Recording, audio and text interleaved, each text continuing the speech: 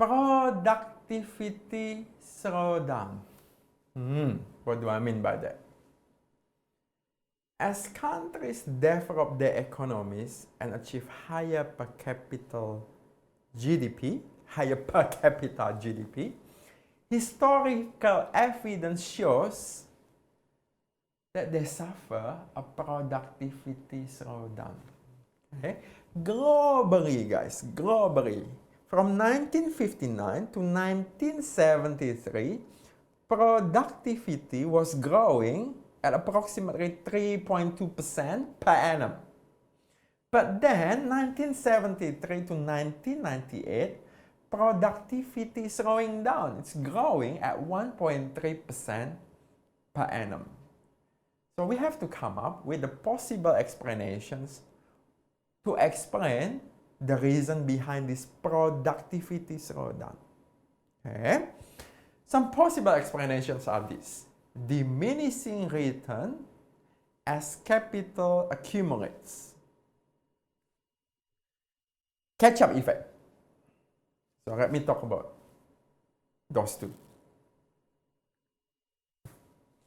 Diminishing return of capital accumulation.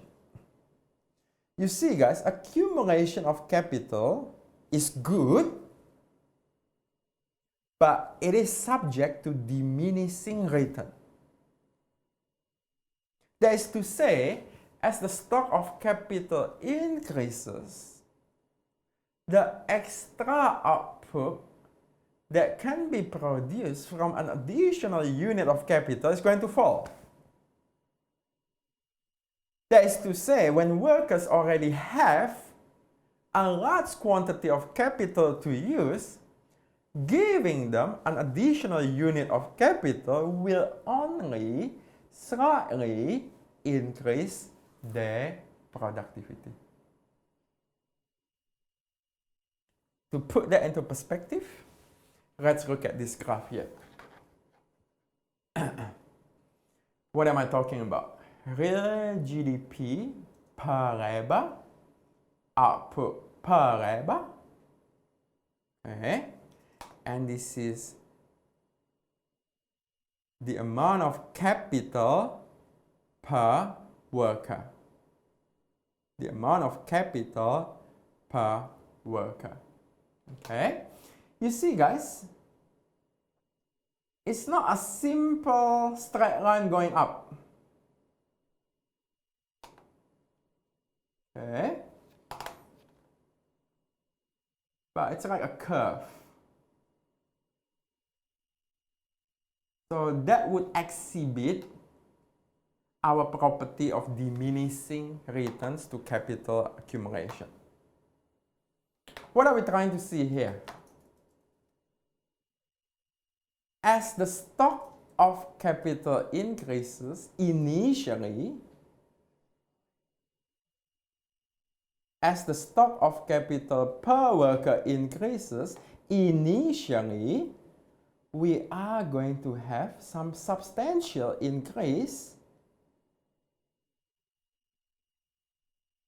in output. Yeah? But over time, as an economy develops and accumulates capital, over time, as our economy is accumulating capital, an increase in capital per worker will only slightly increase our output per worker. Does that make sense, guys? Initially, when the amount of capital per worker is not that high, any increase is going to lead to substantial increase on our output. But once we are building a lot of capital already, once labor enjoys abundant supply of capital already, guys, then any increase on the amount of capital per worker is going to lead into a slight increase on output per worker.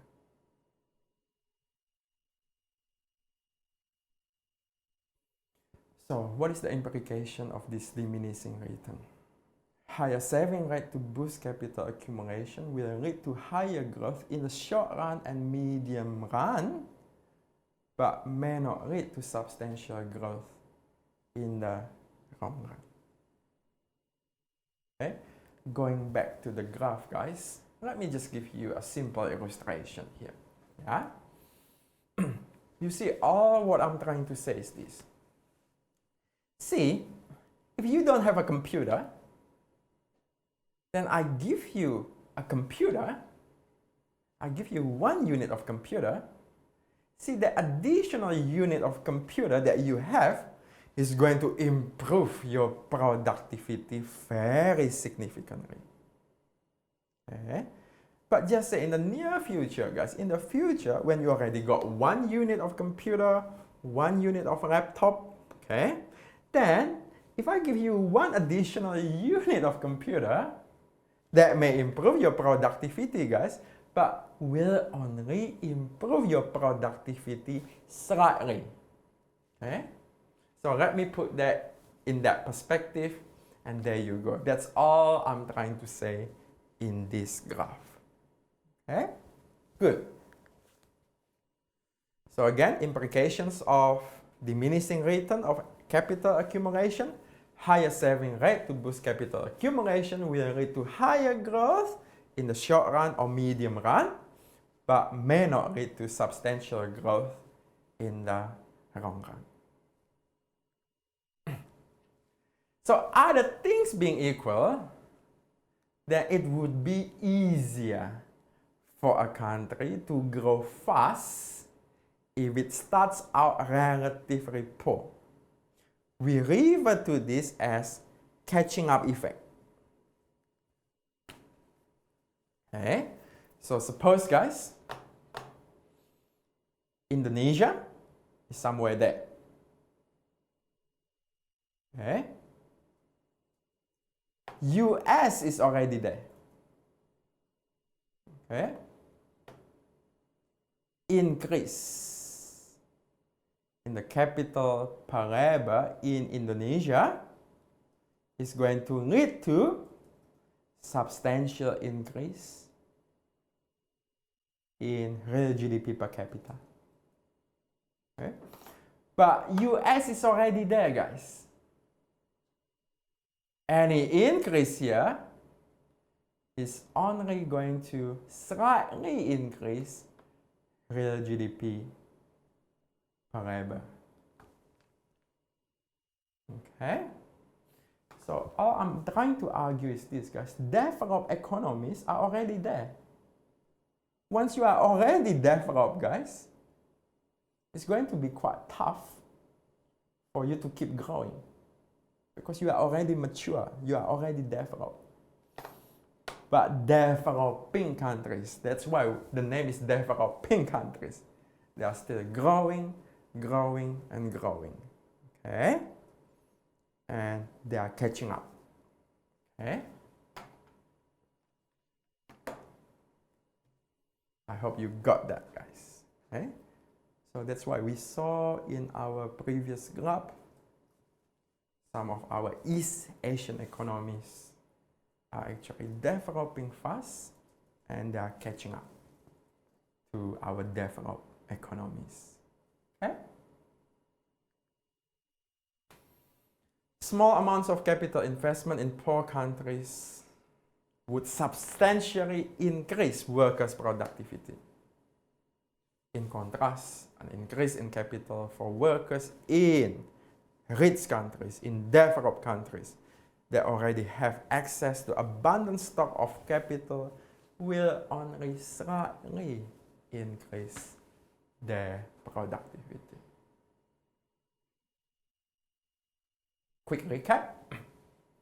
Productivity are affected by the availabilities of natural resources, human capital, physical capital, and the state of our technology. All of these are going to determine standard of living. All of these are going to determine real GDP per capita in the long run. We saw living standards as measured by real GDP per person vary substantially from country to country.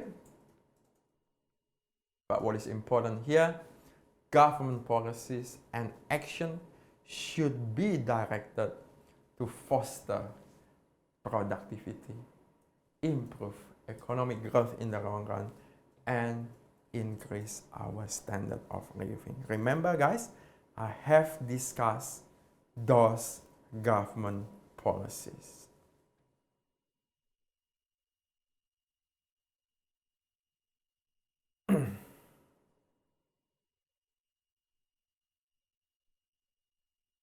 So, these are all the topic objectives that I wanted to achieve, and I hope you and I have certainly achieved that.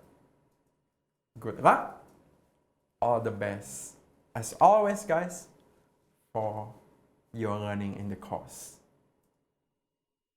Thank you.